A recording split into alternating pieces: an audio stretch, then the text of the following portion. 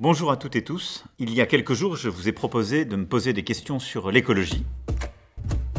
Donc j'ai eu plein de questions, je vous en remercie, d'interpellations plus ou moins précises et plus ou moins sympathiques, mais je vais essayer de répondre à tout. Et je vais commencer aujourd'hui, puis je vais ensuite continuer dans les prochains jours, en fonction de l'actualité, des déplacements. Alors la première question, c'est celle de Marie-Ange. Pourquoi faut-il attendre la catastrophe pour agir ? Alors, on n'attend pas la catastrophe et on a commencé à agir, mais on est tous pressés par l'urgence. Au fond, ce à quoi on s'est engagé en 2015, ce sont les accords de Paris. L'accord de Paris pour le climat est accepté. Il y a eu un consensus de la communauté internationale sur une base scientifique pour dire on doit tenir pour le siècle un objectif de ne pas dépasser les 2 degrés. Et on s'est fixé comme objectif plus 1,5 degré Celsius de notre température sur le globe. Pour réussir à faire ça, il faut réussir à baisser nos émissions de CO2 et baisser fortement. On n'est pas encore au rendez-vous, c'est-à-dire qu'on ne fait pas encore assez, mais on avance. Et qu'est-ce qu'on s'est engagé à faire au niveau de l'Europe ? De réduire de 55% nos émissions de CO2 à horizon 2030, qui est déjà un très gros effort. Et ensuite d'arriver à ce qu'on appelle la neutralité carbone en 2050, qui est encore un plus gros effort. Et on a construit une stratégie pour pouvoir y arriver, et on est maintenant en train de la mettre en œuvre. C'est changer nos manières de produire notre électricité, changer nos manières de nous déplacer, changer nos manières de produire dans l'industrie, changer nos manières de produire dans l'agriculture, rénover les bâtiments d'un point de vue thermique pour qu'ils émettent moins, qu'ils gaspillent moins d'énergie, etc., etc. Donc tout ça pour vous dire qu'on n'attend pas la catastrophe, on est tous inquiets, on voit les conséquences du dérèglement. Et donc maintenant, qu'est-ce qu'on va faire dans les prochains mois ? La planification écologique, décliner secteur par secteur pour mettre plus d'argent, faire plus de réformes pour pouvoir maintenant avoir nos résultats. Alors ensuite, j'ai une question de Melvac sur Twitter.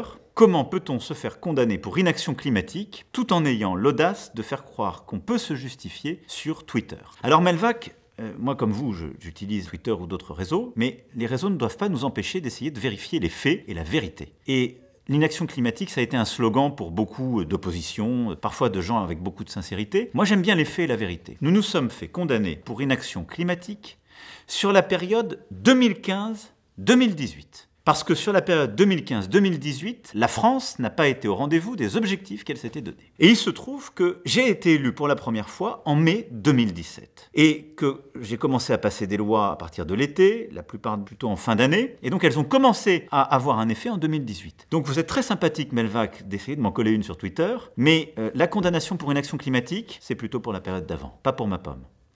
Donc depuis, on a mis les bouchées doubles, il y a une preuve, elle est simple. Durant le quinquennat passé 2017-2022, on a réduit 2 fois plus vite nos émissions qu'on ne l'avait fait dans les 5 années passées. 2 fois plus vite. Et maintenant, ce qu'on va faire dans la période 2022-2027, c'est d'aller encore 2 fois plus vite. Et c'est possible. Alors, les résultats qu'on a depuis 2018, c'est aussi le fruit de décisions qui avaient été prises avant.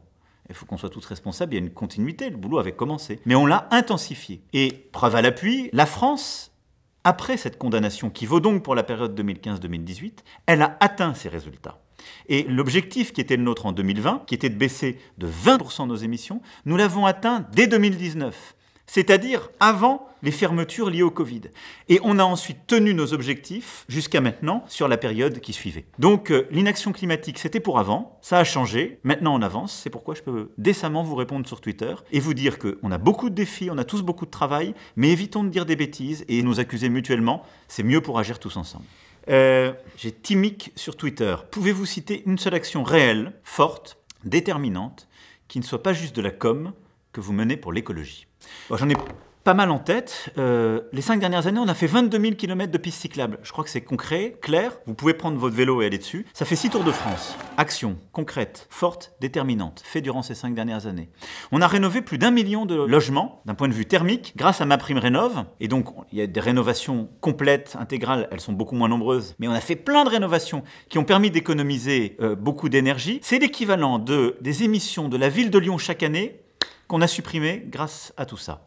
Plus d'1 million de véhicules qu'on a accompagnés pour être changés, des vieux véhicules polluants, diesel ou essence, pour acheter soit des dernières générations, soit des hybrides, soit des électriques. Plus d'1 million. Là aussi, du concret, du clair. On a redéveloppé des lignes de chemin de fer, petites lignes pour remplacer la voiture ou les véhicules collectifs plus polluants, ou rouvrir des trains de nuit, ce qui était aussi important. J'en ai plein d'autres. Donc voilà, on continue ? J'ai ensuite Bon Pote sur Instagram qui m'écrit « Quand allez-vous appliquer les mesures proposées par la Convention citoyenne pour le climat et respecter votre parole ?» Alors sur la Convention citoyenne sur le climat, 150 propositions, on a dit oui à 146 et on avance. Donc les choses se mettent en place. Un moratoire sur les zones commerciales a été proposé en périphérie des villes, c'est fait. La création d'un CO2 score qui permettra à chaque citoyen d'évaluer l'impact sur le climat et ce qu'il consomme ou mange, c'est en cours de déploiement. La suppression des vols intérieurs quand le même trajet en train existe et qui dure moins de 2h30, c'est fait. L'éducation à l'environnement, c'est fait, c'est dans la loi.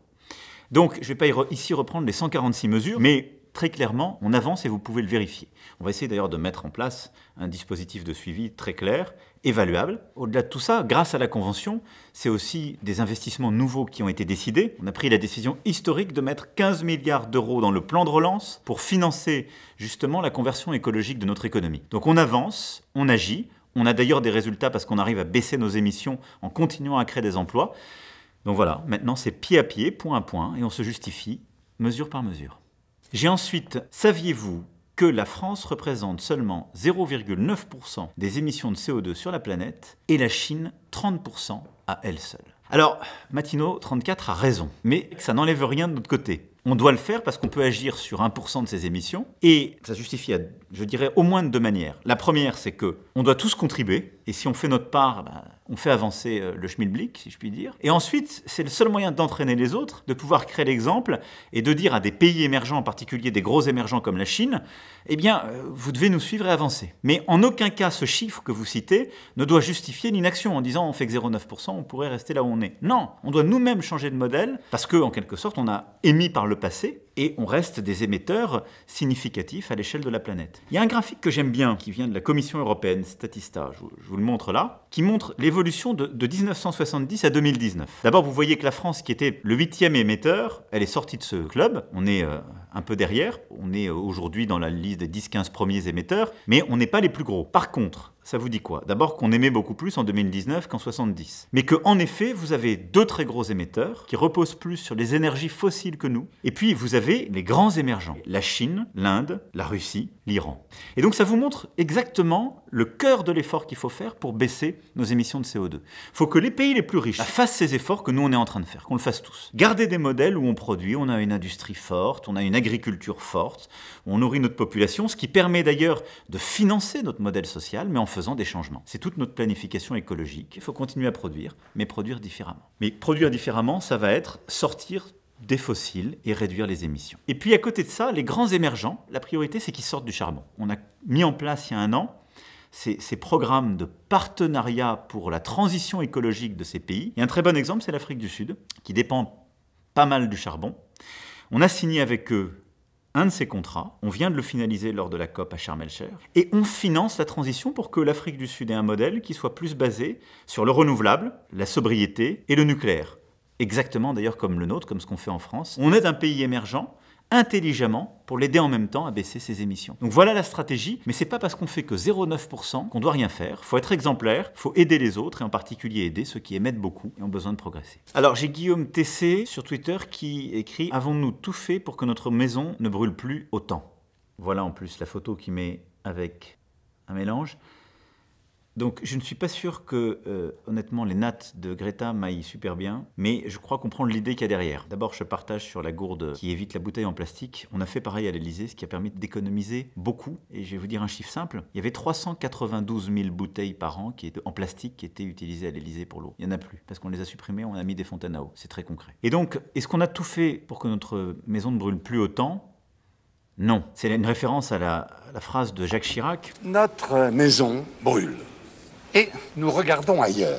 Depuis 2002, il y a eu d'abord tout un travail fait par les experts, un travail diplomatique pour convaincre en effet que la maison brûlait et que c'était une priorité. Donc il y a un travail de vérité scientifique, il y a un travail de conviction politique parce que c'est dur de changer les habitudes. Qu'est-ce qu'on doit faire maintenant? On doit mobiliser. Au fond, tous s'unir quand on croit aux données scientifiques, à la fois à la réalité du changement et du dérèglement climatique et de l'effondrement de la biodiversité, parce que moi je lis ces deux notions, elles sont inséparables. Le combat pour le climat, c'est un combat pour lutter contre le dérèglement climatique et c'est un combat pour préserver, restaurer notre biodiversité. Ils sont complètement jumeaux. Mais donc maintenant, on doit mener ce combat ensemble. Alors je sais que parfois, certains ont le sentiment qu'on ne va pas assez vite. Et donc, ce qui est très important pour moi, ce que j'ai expliqué à Greta Thunberg, elle joue un rôle très important, elle a mené ce travail avec beaucoup de courage, c'est de dire que dans nos sociétés où vous avez des dirigeants qui sont convaincus qu'on doit y aller, qui veulent aller de l'avant et qui ont lancé le travail, il faut nous aider à le démultiplier, à renforcer l'efficacité. J'ai Léandre sur Snapchat qui m'écrit « Comment pouvons-nous éviter le gâchis à la cantine ?»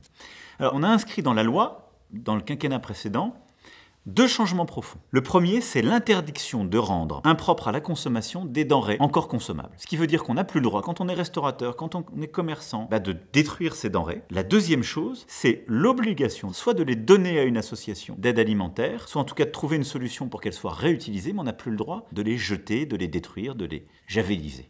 Ça, c'est hyper important et ça, c'est en train de changer beaucoup de comportements. C'est dans la loi, c'est passé, c'est fait. Ce qui fait qu'on a un objectif, c'est que le gaspillage alimentaire en 2025 soit 2 fois moins important qu'en 2015. Et puis qu'on arrive à le réduire à 0. C'est l'objectif. Alors, en plus de tout ça, ce qu'on est en train de mettre en place, grâce à une loi qui a été votée en 2021, c'est maintenant de permettre que, en particulier nos collégiens et nos lycéens, puissent choisir leur repas avant. Et pour les écoles, que les familles puissent le faire pour leurs enfants. Si on choisit le repas ou qu'on peut choisir les options avant, ça permet pour les cantines de mieux s'organiser, du coup de commander comme il faut, et d'avoir moins de gaspillage, moins de reste. Et ça, c'est quelque chose de très concret, mais qui permet aussi de réduire ce gaspillage.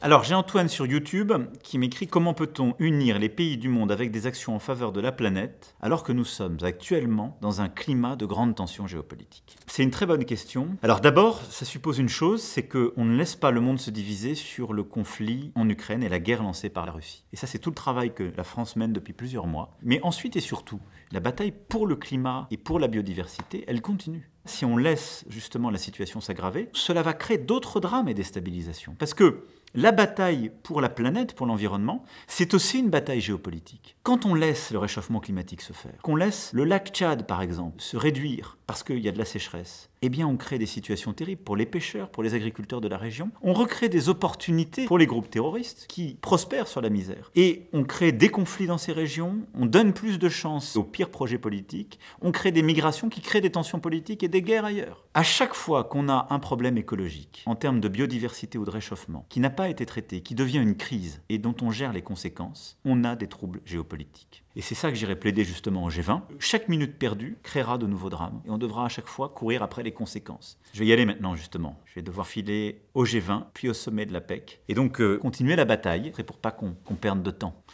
Merci beaucoup et à très vite.